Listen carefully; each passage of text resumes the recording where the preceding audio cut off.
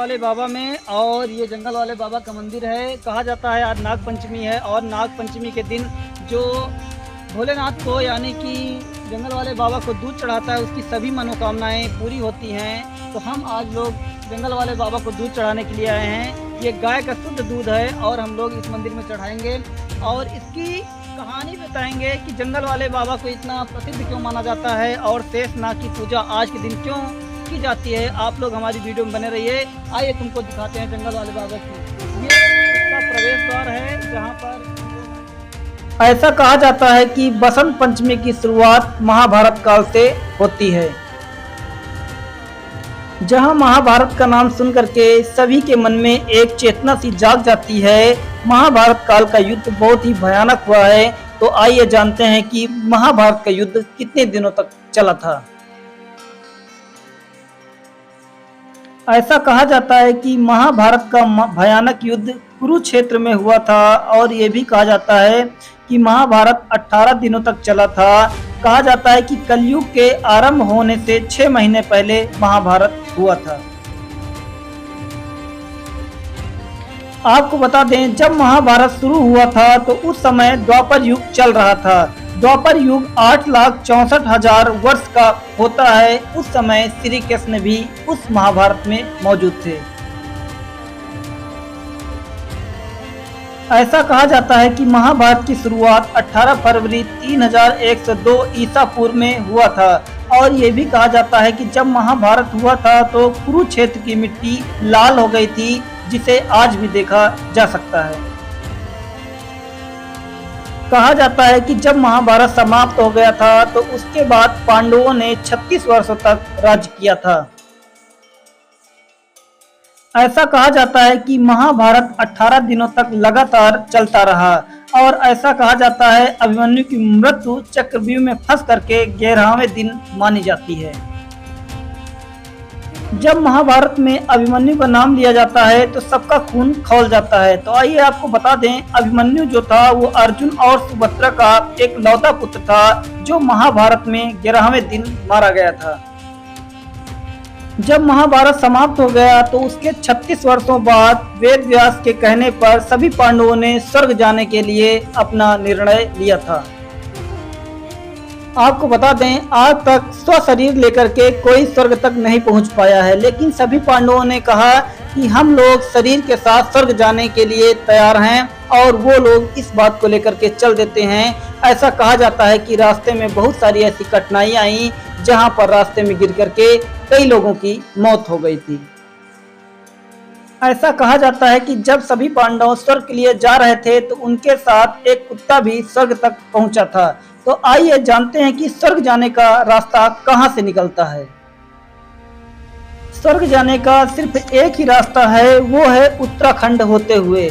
उत्तराखंड में ऐसे कई पहाड़ हैं जिनको क्रॉस करके आप चमोली जिले में पहुंचेंगे और चमोली जिले में जब आप बद्रीनाथ के आगे पहुंचेंगे तो वहां पर आपको एक ऐसा गांव मिलेगा जो भारत का आखिरी गांव कहा जाता है, जिसका नाम है माड़ा गांव।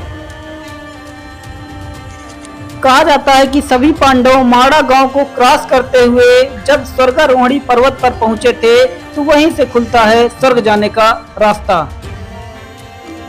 ऐसा कहा जाता है कि जब सभी पांडव माड़ा गांव जा रहे थे तो सबसे पहले मृत्यु द्रौपदी की हुई थी सरस्वती नदी किनारे।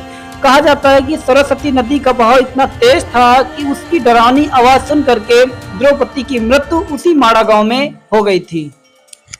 ऐसा कहा जाता है कि माड़ा गांव के आगे पड़ता है हिमालय पर्वत। हिमालय पर्वत को क्रॉस करके आप पहुंचेंगे कैलाश पर्वत।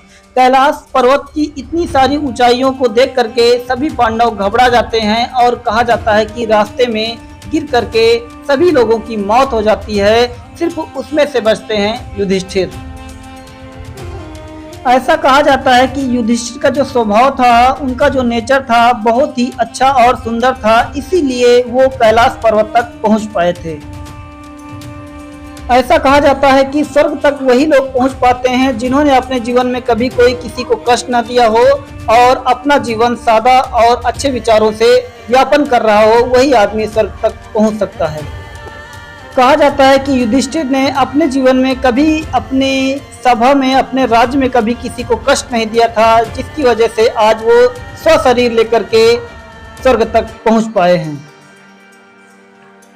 ये थी स्वर्ग जाने की कहानी। स्वर्ग जाने के लिए आपको सबसे पहले स्वर्गरोहिणी पर्वत पर पहुंचना पड़ेगा। ऐसा कहा जाता है कि वहां पर रावण ने 7 सीढ़ियां बनवाई थी, जिसमें से 3 आज दिखाई देती हैं, 4 उसी व्यक्ति को दिखाई देती हैं जो अपने जीवन में कभी किसी को कष्ट न दिया हो। ऐसा कहा जाता है कि जब सभी पांडव स्वर्ग की ओर चले गए थे तो कलयुग की शुरुआत उनके राज्य में हो गई थी और पांडवों का राज्य जो राजा परीक्षित संभाल रहे थे। तो ऐसा कहा जाता है कि एक दिन राजा परीक्षित जंगल में घूम रहे थे, तो उनको जब प्यास लगती है तो वो एक कुटिया में जा करके एक साधु से पानी मांगते हैं और साधु पानी ना दे करके उनकी बात पर ध्यान नहीं देता है, तो वो एक मरे हुए सर्प को उनके गले में डाल देते हैं और वहीं से शुरू होती है नागपंचमी की कहानी।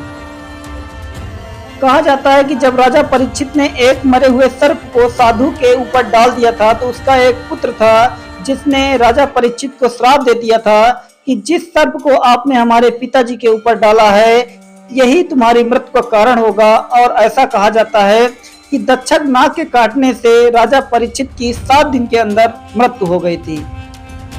और ऐसा कहा जाता है कि जब राजा परीक्षित की मृत्यु हो गई थी, तो राजा परीक्षित का एक पुत्र था जिसका नाम जन्मजय था। उसने एक ऐसा यज्ञ करवाया जिसमें संसार के सभी नाग आकर के भस्म हो गए थे। और ऐसा कहा जाता है कि नागों का वंश बचाने के लिए माया देवी ने अपने पुत्र आस्तिक को भेज करके उस यज्ञ को रुकवाया था, जिसकी वजह से कुछ सांपों की जान बच गई थी और कुछ सांप घायल हो गए थे। आस्तिक मुनि ने उन सांपों को दूध नहला करके, दूध पिला करके उनकी जान बचाई थी।